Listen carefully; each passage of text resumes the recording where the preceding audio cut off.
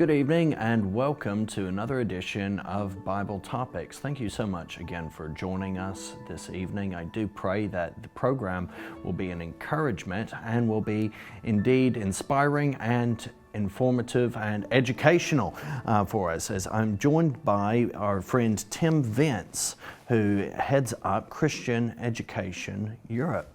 And Tim is joining us to talk about the necessity of Christian education. Thank you so much for joining, Tim. And thank you very much. It's a blessing to be on Bible Topics. And by the way, I do think Christian education, godly education, is a major Bible topic. So it's a great honor to be with you. Well, it's a privilege to have you. Now, I want to jump off of what you've just said there a little bit and ask you why. Why do you think that this is such a major Bible topic, and why is it not always treated as such? The Lord drew attention to the great commandments, and it was in Deuteronomy 6. And some would say it's the greatest commandment, to love the Lord thy God with all thy heart, soul, mind, and strength.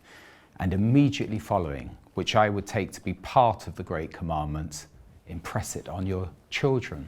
When you lie down, when you rise up, when you walk along the streets, impress it on your children. And of course, it's, as the Lord said, it's love the Lord your God with all your heart, soul, mind, and strength, and love your neighbor as yourself. But don't switch it the other way around. You know, to fully love your neighbor, you need to love the Lord. To be a great citizen in modern Britain, I would contend you need to know your God, to know that you're created. I can unpack all of these elements. To know Christ in your life, at the center of your life, and to know the character traits of Christ, to have this mind among you, which is also in Christ Jesus, Philippians 2. And from that, and by the way, to be not only a fellow heir, but to also share in his sufferings. That's a very important biblical truth, so that you may also share in his glory. So almost every page I open in my scriptures is pointing to the character that can come out of loving the Lord your God, following him, serving him, and impressing it on your children. Now, Tim, I'm going to play a little bit of devil's advocate here. You know I'm on side, but I want to push back.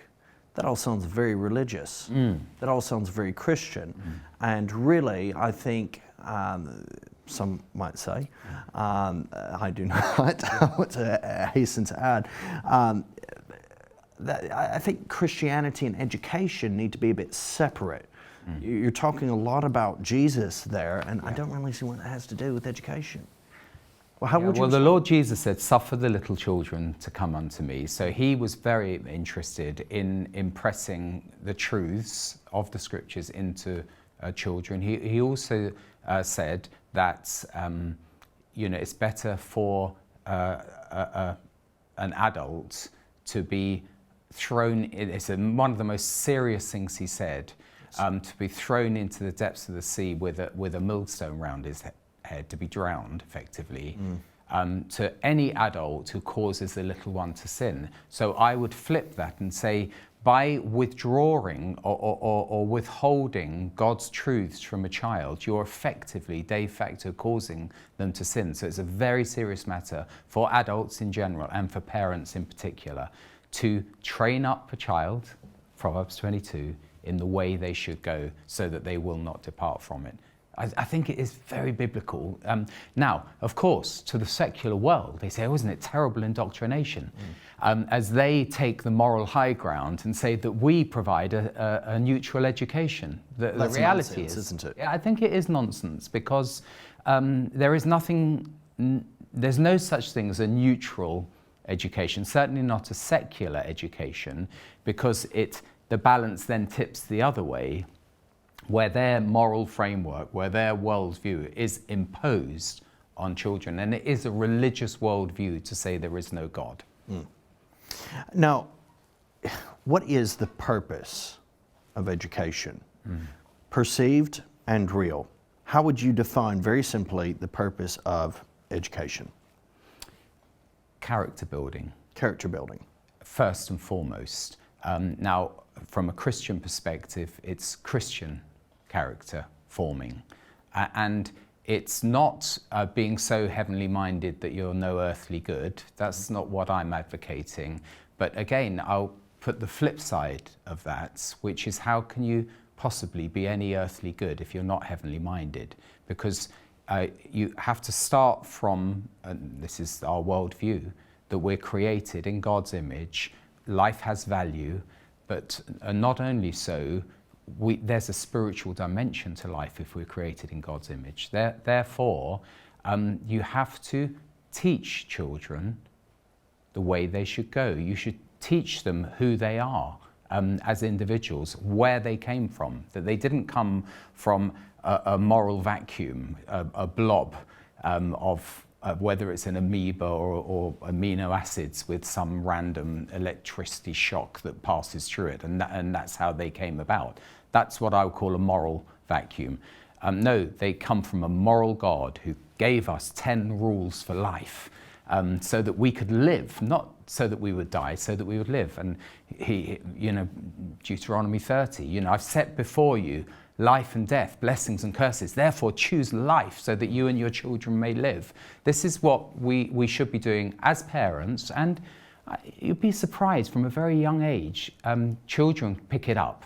I don't believe you have to tell them what's right and wrong.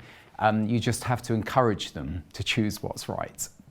Now, this then goes beyond the mere acquirement of knowledge. Definitely. Knowledge is important, but some who might say, well, no, character building is rooted in knowledge. I can join you now. Not necessarily. Exactly. But I can join you in presenting, well, okay, even if you want to talk about knowledge, even assuming that you are correct in viewing education is only about knowledge, the fear of the Lord is the beginning of knowledge. Correct. But fools despise wisdom and instruction. And so the fear of the Lord is in the Proverbs 1:7, spoken of as the very foundation on which any true knowledge rests. Which is why, I occasionally will be hit with this claim from someone, I believe in science. Great, I believe in science too. Okay, and no, you just said that you're a Christian. You just said you believe in God. That's very unscientific. How so? Well, I definitely don't believe in science. It's just a tool. It's a tool for discovering. And I'm a master of science. I know how academia works in terms of discovery and the scientific method. That is neutral, by the way. Right. Because it's about secular knowledge, humanism isn't neutral. Darwinian evolution isn't neutral. Correct. But the actual scientific method, by the way, which is bringing a very sharp focus on the merits of Darwinian evolution and even neo-Darwinianism, which is starting to unravel with the discovery of information in DNA, for instance. Again, the scientific method is something that we should encourage. And on the point about knowledge, the tree of the knowledge of good and evil Correct. Is an interesting one. And I'll just give you one anecdote from my daughter when she was very young, probably about 4. Daddy, what's wrong with eating of the tree of knowledge of good and evil? Surely we should know that. And she had me stumped for about a minute, but I had to have an answer. So I said, well, it's not knowing it's good and evil, it's choosing between good and evil. And that's where wisdom comes in. And so we should actually be training up our children in wisdom first and foremost. And depending on the aptitudes of a child or an adult, they can only attain a certain level of knowledge anyway. But they can attain great wisdom. And I would say that's a good emphasis that we have. Indeed. Christian education. Indeed. And now in Deuteronomy 6, verse 6 through 7, we read, these commandments that I give you today are to be on your hearts. So God's commandments are to be on his people's hearts. Impress them on your children. Talk about them when you sit at home and when you walk along the road, when you lie down and when you get up. So Christian education is not just about a classroom, is it? And it's not just about Sunday school. Right. It is actually the whole of life. It's not separating the home from the school, the parent from the teacher in loco parentis, who could be a completely godless, secular, humanist, trans-activist teacher. Right. And as a Christian parent, you have a grave responsibility. Should you be signing up a contract, becoming unevenly yoked with a school that hates God? That may sound extreme, but if you look at the curriculum, which all who follow the national curriculum, they're not allowed to talk about creation. Take creation out, you take morality out of the picture, and you have a shadow of Christian heritage, Judeo-Christian morality, but you don't teach it from the source, from the Creator. The terminology of science, it's rooted in the Greek word schizo, which actually means I know, which is an objective statement. Yeah. It's not about theory, it's about fact. And as Christians, we believe that God created the heavens and the earth. Hebrews 11 makes very clear as the first point of faith that it is by faith we understand that the heavens and the earth, the universe, was created in that period of 6 days, and on the seventh, God rested. That is a matter of faith. That is the first point Hebrews 11 gives. But it faith. Also can be authenticated by scientific measurements. To the extent that someone's heart, that you've already mentioned, impressing on your heart, if your heart is open to look at the evidence, there is evidence for it, and there's a lot of evidence in the fossil record and in other discussions, let's say on the living cell, that make evolution a very, very, very, very, very, very, very, very unlikely probability or possibility. One of the interesting elements that I think is commonly left out of the discussion in regard to creation in particular is what we have in the biblical record. God creates Adam and Eve, and they are mature, right? They are able to take action, they are able to exist on their own. He did not create Adam and Eve in a place of infancy. In the same way, God did not create the universe at a place of infancy. Yeah. It was a mature earth that He created in that period of time. There would have been the earth with its crust, the earth would have had vegetation. We see God creates the vegetation. He created mature animals. Not everything was created at a place of infancy. But a lot of this Darwinian evolutionary theory and a lot of the ideologies that have come out of that seem to go exactly, and they have to find a place of infancy.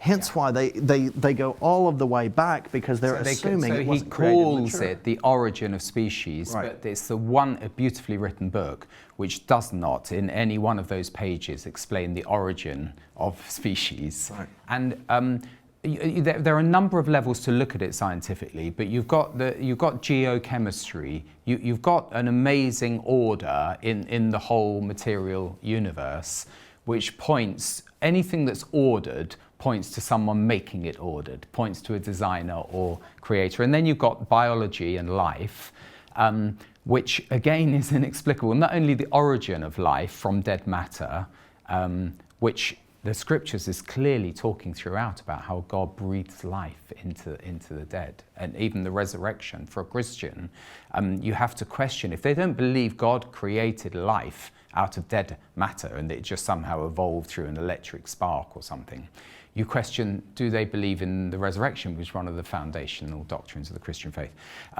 But also within life, the complexity, the order, the marvelous, just the DNA molecule that has this amazing genetic code points to a coda. One of the best illustrations, it was either John Lennox or Stephen Meyer who said, look, Stephen Meyer said that even Bill Gates said it's an amazing coder who put together the DNA. But I think it was John Lennox who said, look, the the computer is just like the hardware of a computer is like, in itself, is an amazing creation. It couldn't have come about just by clumping together silicon and copper wires. It's an amazing creation. But that's before you put the code into it, which is the software, God's language, that creates life. And the DNA molecule is dead apart from the code that's in it. Now, we've talked about creation, we've talked about design there. You mentioned some other core values and principles that guide Christian education, and you seemed to indicate that even the element of creation impacts how we view character and identity. Yeah. Unpack that. Yeah. In the beginning was the Word, John 1, verse 1. It's pointing to Christ, pointing to the Lord. It's a fantastic statement. Nothing was that has been created was created without Him, the Word. So it's very important for us to think, well, what role, what is it of Christ that we should be studying? One, that He endorsed and He was part of creation. But second, what is the character of the person who puts the whole universe together? And it's a universe that, against all the odds, has life on planet Earth. You know, the chemistry of the universe militates against there being any life anywhere. So that shows a loving, caring creator. And then the Word, verse 14 of John 1, the Word became flesh and dwelt among us, and we beheld His glory. In other words, John is writing, and Peter endorses this in 2 Peter 3. We saw Him on the Holy Mount. He was flesh. He became flesh, so we could understand what morality is. It's not just words. He was the living Word. He was the Word made flesh, and that's something that we understand as adults. But if you take Christ out of it, you don't have the gospel. You don't have creation. You don't have sin. You don't have redemption. You don't have salvation. So we feel it's very important for children to know the Christian framework that, as I mentioned earlier in Philippians 2, have this mind among you, which is also in Christ Jesus. Do not think more highly than you ought. And what's the model of the Lord Jesus? It's putting others first in the grandest sense.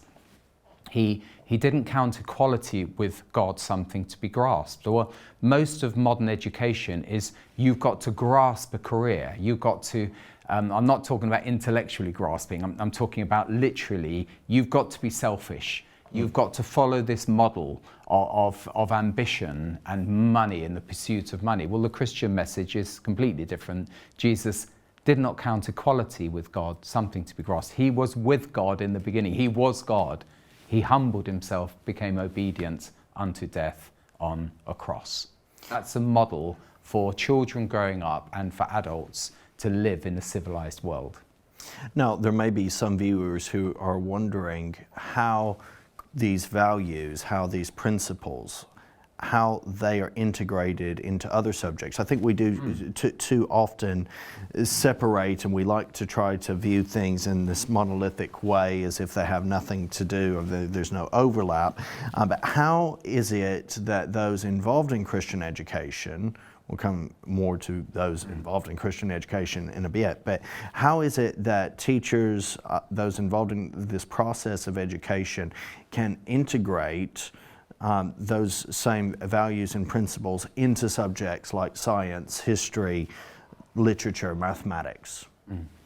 Well, I think you have to just hold the two together. So the accumulation of knowledge is going to happen, whether you like it or not, with a child as they grow up. So you should be exciting them in every field of study. But alongside that, there is a biblical worldview. So you can, in history, you can talk about the biblical history. You could talk about the history of the church. You could talk about history generally from a perspective of, look, people fail. It's not, let's ignore church history because that's where Christians failed. No, it's history. The Bible is truthful, so it talks about the failings of the patriarchs. Teach it. Mm-hmm. Why did they fail? David failed, but then he wrote Psalm 51 and said, "Create in me a clean heart." So that's history. Geography, is an absolute, mine of information. And of course, you can teach it alongside science, but just from the perspective of the Creator. Right. You can talk about evidence for the flood. You can learn a lot from that. You can talk about, volcanoes and volcanic rock and the age of rock. You can do quite a lot in each of these disciplines, and not least science, which we've already discussed. There's particularly, I think, if we can look even in history as well, and I loved history. You mentioned church history, and there's some very good resources, of course, with that. But, it's a bit cliche, perhaps, among Christians to say that the entirety of history is his story. It's really God's interacting with humanity throughout the course of this world. And there's some very good resources that I think accomplish that and really pinpoint very well. I think that there's a series of books here, The Story of the World. It's history for the classical child, and they have each book takes a different set time. And I find it a very comprehensive guide. They have also, for those who missed out on that Christian education element, they even have in that same series some higher level and more adult related history from a Christian perspective. And what it does, what I think it's important to do, is it shows how everything is interwoven with this grand plan that we see laid out in the scriptures for the fullness of time. Yeah. And it sets everything in the context. We have it in our calendars, Tim. We have BC. That's right. Before who? Well, okay, now some like to say BCE. I know. And some like to say CE. That's a more recent thing, but they like to do that because it removes that concept of history being centered on Christ. It's cultural. But you mentioned classical, and this is interesting because a lot of modern education, goes back to the Enlightenment and to a sort of rediscovery of a Greco-Roman roots to civilization. Now, I would say we teach and people can understand the Greco-Roman world and worldview from a Christian perspective, but we don't teach it from that perspective. And I'm always concerned, even when Christians talk about a classical education, because the classics, are basically Greco-Roman myths. Yes, a lot of paganism, immorality is rife. And I think children need to be taught about it. This is the world they're going into, in the same way as my view is they need to be taught about some of the other cultural challenges that we have in the modern world on the sexual side and drugs and social issues, but not inverting what the scriptures say and saying, well, these are virtuous and you should experiment with this and you will be fulfilled. To what end and to what level will you be fulfilled? It's not, biblical fulfillment is body, mind and spirit. You'll grow up into maturity in every area of your life. And the great concern that I have is that just to be safe or to assimilate, Christians will say, well, let's settle for the not only free state education, why not? And it's easier because then we can both go out to work and and the kids can be, as it were, contracted out to the state to educate them. But no, I have a problem with the Greco-Roman worldview, and I don't think it creates the full-rounded personality. And of course, many of us, I went to a number of schools. It didn't work out that well in various 5 incarnations of my schooling. There was nothing Christian in it. I was at the key age age of my life, you know, going into what I call the age of discretion at age 12. There was a lot of bullying, there was a lot of violence, and I tended to gravitate, it's almost a metaphor for how parents gravitate towards the world. I gravitated towards the world, and even though I had a brother who's very openly testifying to the Lord, I had a different bunch of friends, and this translated into 3 schools where it didn't go well. And it was only when I went to a Christian school that suddenly I realized actually I could open up and be a Christian. So it meant a great deal to me personally.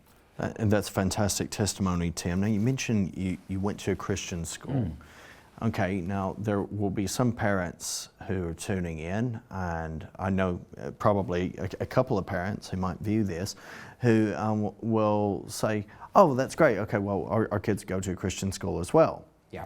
And I know some who have, or there may be others who say, well, we put our kids in a Christian school, and it was arguably just as bad, if not worse, than any other school in some of its agendas. That's true, and some are very good as well, but I would separate out Christian ethos from a biblical education. So what I represent is Christian education. I recognize that there are many faithful Christian teachers, Christian head teachers, Christian parents who are trying to be an influence in a secular environment and be witnesses for the Lord, but I'm not sure that you should throw your kids into some of these schools where you don't have control over their education. So I do honour them, but I do question when a school says it's Christian, it really means it's Christian ethos.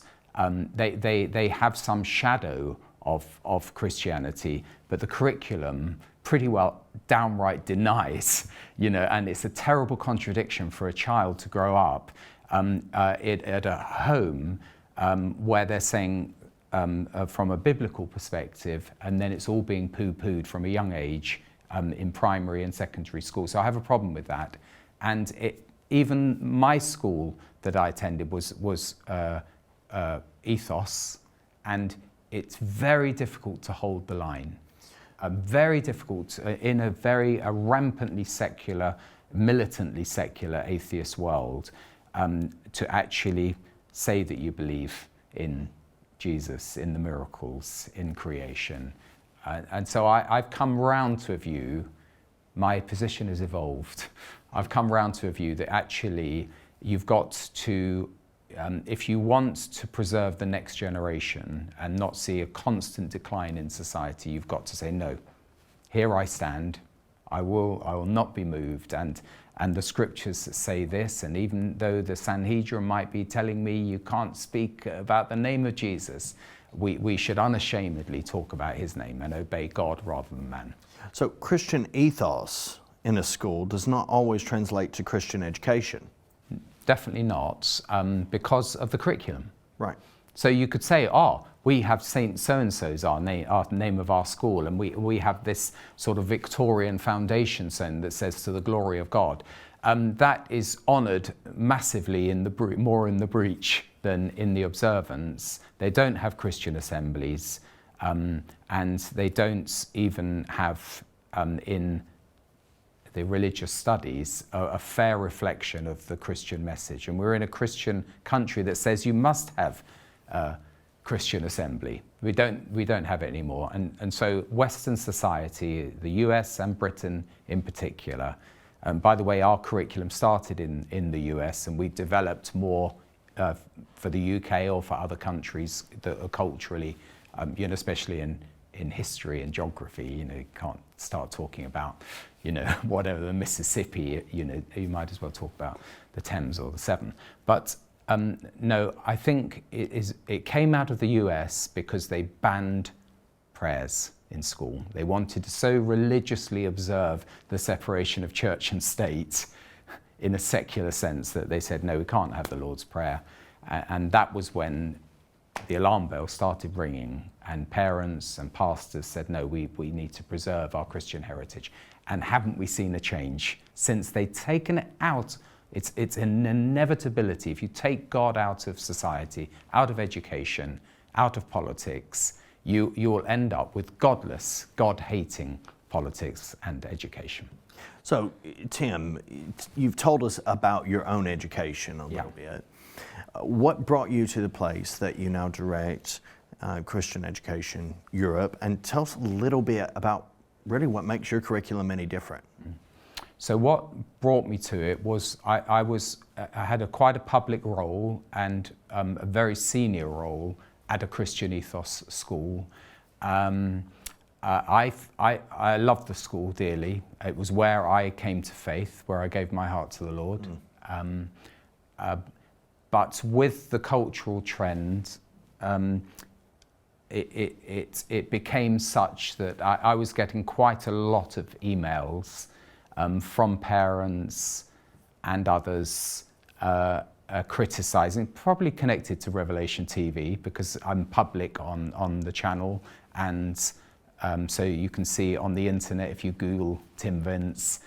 And I was being accused of things that weren't true, but I was having to fight politely with letters coming into me as the chair of governors. And I thought, actually, it's probably not good for the school for me to be fighting this battle in that position, which is very much a public institution. But I still have a great vision for children, for my own children growing up, and seeing, as you and I, we've seen it, we're at a certain age, we've seen the decline. As soon as you create a moral vacuum, goodness doesn't fill that moral vacuum. And I do believe in preparing for the next generation. I believe in the promises to the next generation, and they're double-edged. For those who reject God, it has an effect on the next generation. For those who accept and honor God, there are promises to 1,000 generations, and I believe in those promises. So I want to instill that in children. I'm mindful that it's hard work. There are Christians who feel very strongly you shouldn't be, children should be salt and light in the school system. I question that from my own experience and from the evidence. And I believe they can be salt and light if you prepare them, So as a parent, Tim, how did you navigate the need for Christian education? How did you navigate some of the pitfalls and some of the challenges in your own children's education and schooling? So it's the economic cycle. I was able to take out an extra mortgage, and then Simone and my wife and me, we prayed about it. And we thought, no, we're not going to have our kids smoking dope down at the bike sheds. I never smoked dope, by the way, but I did try to puff, and I was in an environment. I did not want my kids in that environment. So I believe strongly in parental rights and parental control over the education of children. By the way, it's in the UN Declaration, a Universal Declaration of Human Rights, which is still there. And of course, everyone loves their kids. I didn't know about the curriculum that I'm now representing. So I spent a lot of money just to have that right to go in to question what's being taught. I came up against the PSHE. I didn't know what it was. You're a parent. There's no dry run, you're in it. Yeah. You've got to make judgments, and we made a judgment, we're going down this road. And it was more of a traditional Christian education for the kids, but a morning Christian assembly every day. Obviously we had input from church as well. But when I discovered actually that there is a way for you to fully protect and nurture these seedlings from a young age, I actually believe this is not the only way, and it's not for everyone, but had I discovered the curriculum that I'm now working with, Christian education curriculum, which is 1/10 of the price of private education, I would have absolutely jumped for it, because it's available. So there's no excuse to say, oh no, I've got no alternative, I can't do this. No, you can. If you absolutely decide, you're determined, I will not sell my vineyard to Ahab. I'm not going to sell my inheritance, the Christian inheritance that many have died for us to preserve for us.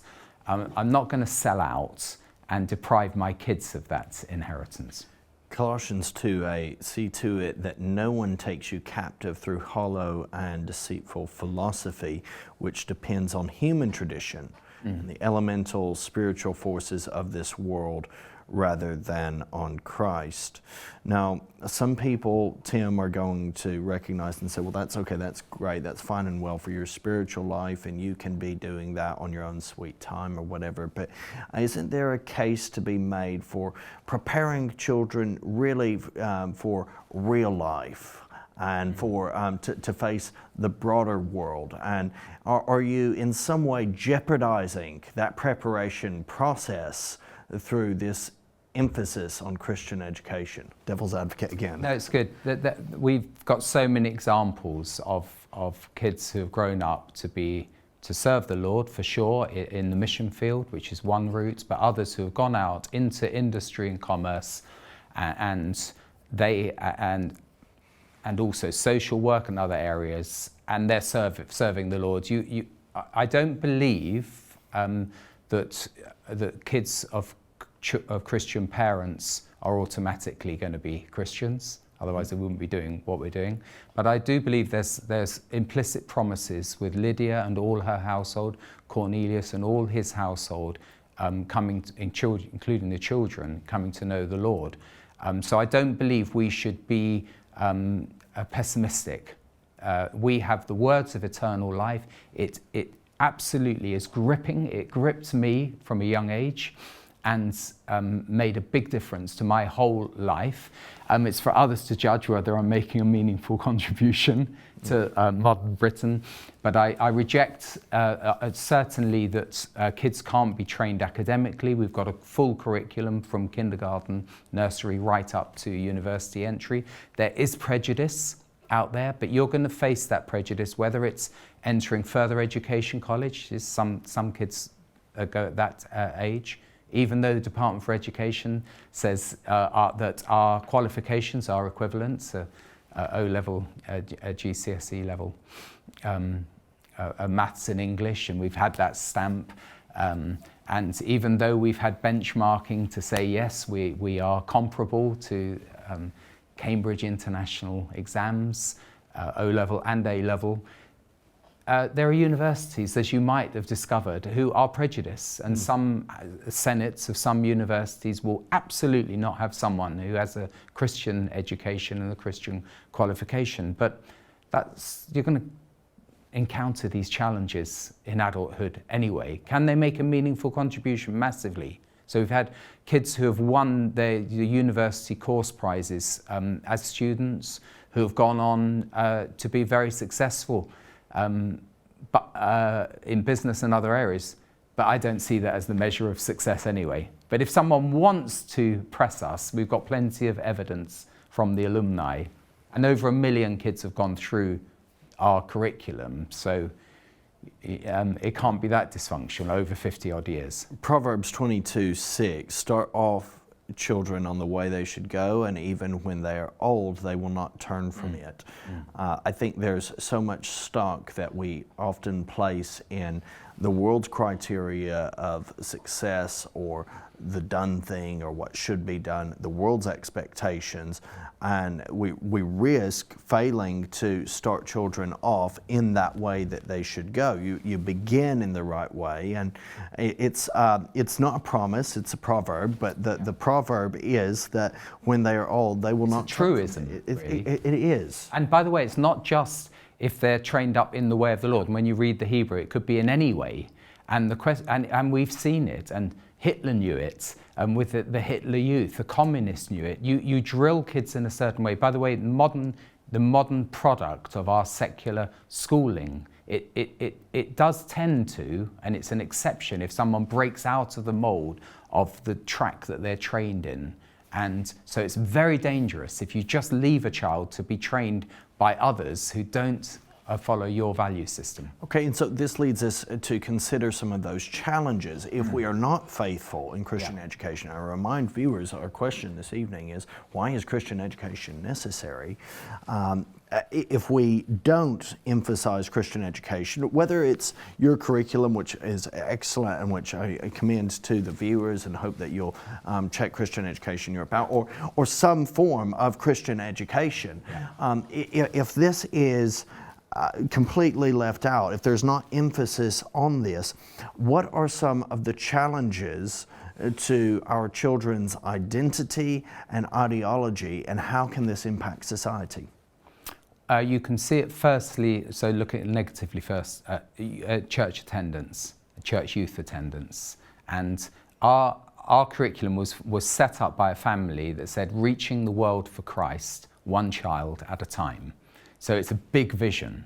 And it's a method of leading your, sorry for itching, it's a method of leading your children to faith in the Lord Jesus. It's not a sausage factory, you know, where you're just churning out identikit Christians.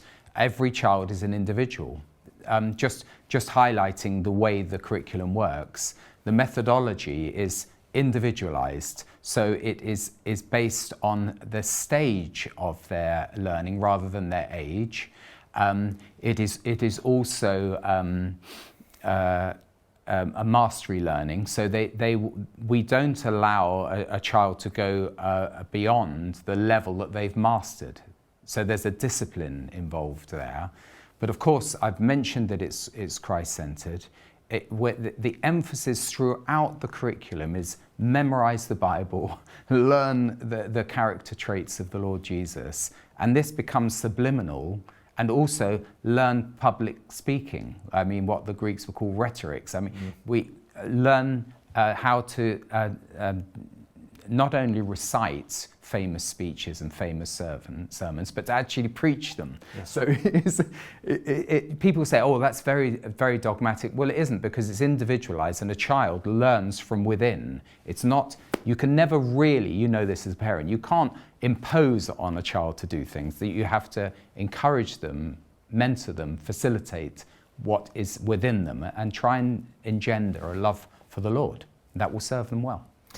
The role of discipline in guiding this process. Tell us a little bit about some pitfalls, some areas that Christian educators, Christian parents can emphasize the role even of spiritual discipline in guiding the children that we're seeking to educate. Yeah, I would say it's self-discipline that you want to encourage. So we have a framework where from a very early age, the child, the pupil, the student is marking their own homework. This is the discipline. They set their own goals. They set daily goals of what they want to achieve, weekly goals. There's then a supervision and monitoring and encouragement and prayer, but primarily it's the child. The individualized learning means that the child becomes, it doesn't mean that they become boring and just sort of robotic, and every child does it differently, but the framework is self-discipline, character, a knowledge of good and evil, right and wrong, God and Satan, you know, and it affects how they learn, and they, as I say, they set their goals, but if they don't meet them, they can set further goals, but there are also rewards. And I think it's very biblical that there's an accountability, because the problem with a lot of modern education, there isn't real accountability, and they don't know how to impose discipline because they've already lost control of the class and lost the control of the individuals. There may be parents out there who are saying, I just don't see how I can do this. I don't know about the resourcing. Of course, there are people who won't be having to work, and they're going to be strapped with cost of living crises and stuff. The argument might be, well, they go to Sunday school, and I've tried to find them the best school I can. How can I meaningfully engage in this process that you're talking about? Yeah. So we provide support and a service. We're not trying to, as many schools are, trying to replace the parents. You have to first, before the Lord, take responsibility and believe in what we're talking about, have a vision for your children, be motivated, and I would say have a calling. It's a calling. Parenting is a calling. It's not just, unexpected baby turns up, or we better just live, grin and bear it and live our lives. I think that we are called, as I said, from Deuteronomy, from the Great Commandment, to impress God's law, God's worldview on our children, and we will be blessed and they will be blessed in their lives, and they'll bring blessing to many. On the financial side, it's about £500 a year. May as well just say it. You decide what your priorities are. On the time commitment side, we have a number, if we're talking about homeschooling, because we do have small schools, which often started by cooperatives of homeschoolers getting together and saying, look, we've got enough here for a school and we're going to register, and they've grown and been successful. But if it's homeschooling, we serve, we will help advise, we'll help in terms of the learning through the curriculum. But as I say, a lot of it's self-learning and self-motivation. So you don't have to be a sort of professor or a doctor in biology or in physics or the disciplines. It's there in the curriculum. And by the way, it's a university model that works even at a young age, that a child alone can absorb so much information and facts as long as it's disciplined.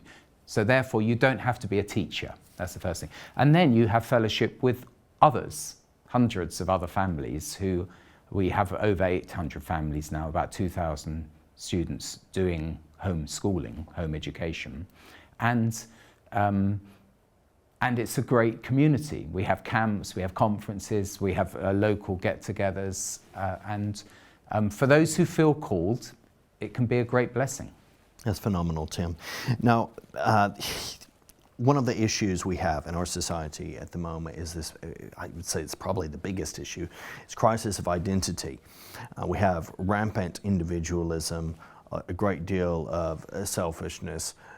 There's also just complete confusion, even as to the most basic elements of human identity and existence. How much would you say that is the result of education that has completely gone, not just diverted, it's completely gone off the charts, away from any concept of biblical Christian education? Yeah.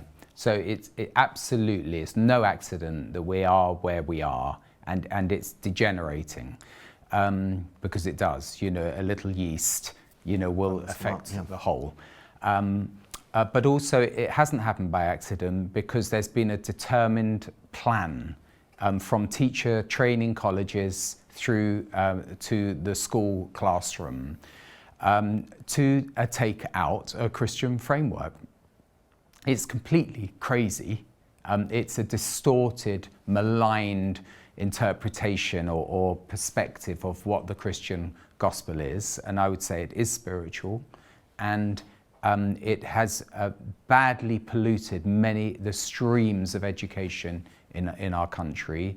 Of course, selfishness, individualism has been throughout time, and rebellion towards God, but we've institutionalized it now. It's now, and state control is the very thing that the Universal Declaration of Human Rights was trying to guard against because of what happened with the Nazis. And I'm not saying we're living in that era now, but there are definite elements of it. The Declaration said that it's parents who should have the prior role, but of course, if you've got multi-generations of delinquency, moral delinquency in schooling that leads to parents who don't have any concept of God, of the creator. By the way, it's not just a scientific issue, it's a moral issue, having a creator who sets the boundaries to whom you are accountable. And that framework has gone. So you take away the accountability to your creator, what accountability should there be to parents, to teachers, to employers? The whole framework starts to fall apart. There will be some individuals who say, well, Tim, we understand what you're saying, and we value what you're saying, and to some degree we agree with what you're saying, but we really do feel it's important that our children are exposed to a variety of perspectives and worldviews. And they will assume that Christian education, because it is Christian, does not do that. How will you respond?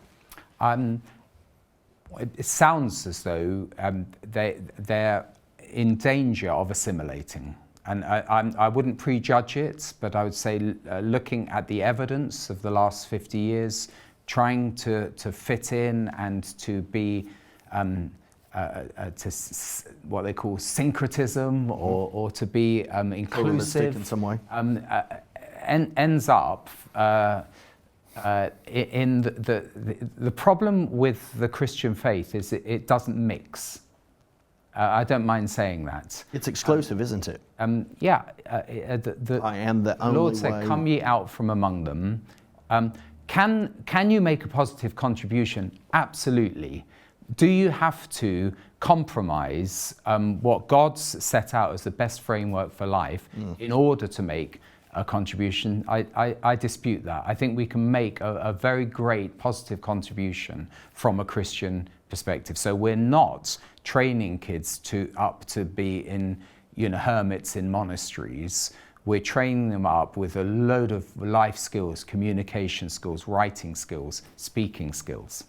Tim, as we begin to draw into the last 5 minutes of the program, we've talked a lot about the education of children, and we've talked about the responsibilities and role of parents and Christian educators. What would you say to educators who are Christian in non-Christian schools? You have personal experience of this. You alluded to that a little bit ago. What are some words of encouragement or challenge to those people? Yeah. And by the way, we have many teachers who are working in the secular world, openly as Christians, who home educate their own kids. I've come across, yes. And it's difficult because they're working hard in the environment, but they also see what it is. I would say you have to follow your calling, continue to be a strong witness where the Lord's placed you, and if the Lord calls you to do something else, then be receptive and be prepared to change.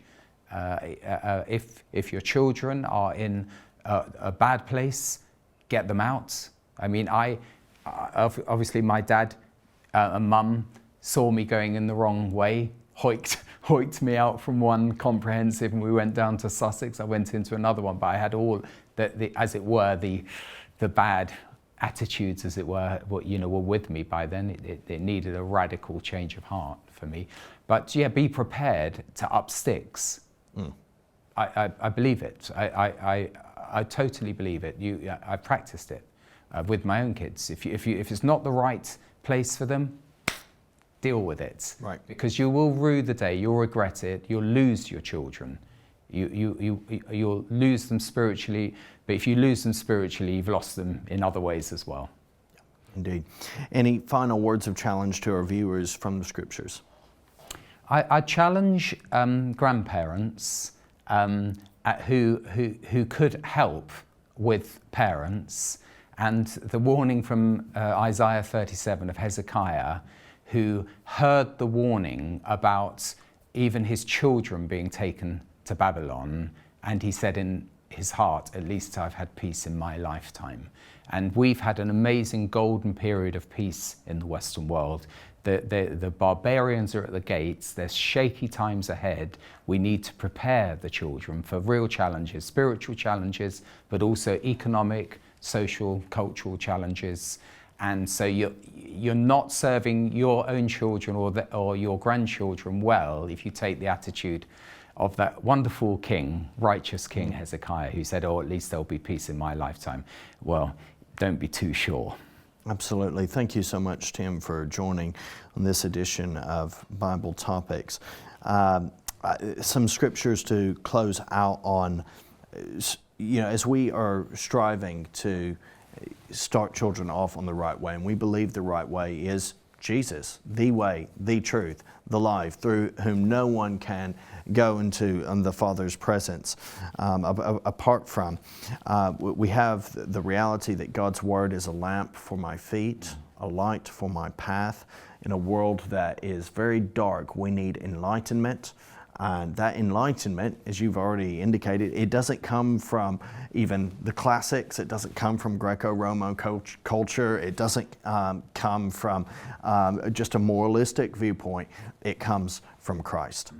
And that's what we're all about. That's what Christian education is all about. That's why Christian education is necessary. Christian education is not just something nice. It's not just something to say, well, that's a bit of a novel idea. Christian education is the heartbeat of who we should be if we are not just Christian parents, Christian grandparents, but if we are Christians. We should care for those children who are around us, in our churches, in our families, in our places of work and connected. And we should be laying that gospel seed that's there for God's glory, that it may long flourish. Well, God bless you. Thank you for joining us on Bible Topics. Thank you, Tim. And please check out Christian Education Europe and get on board. Bless you all.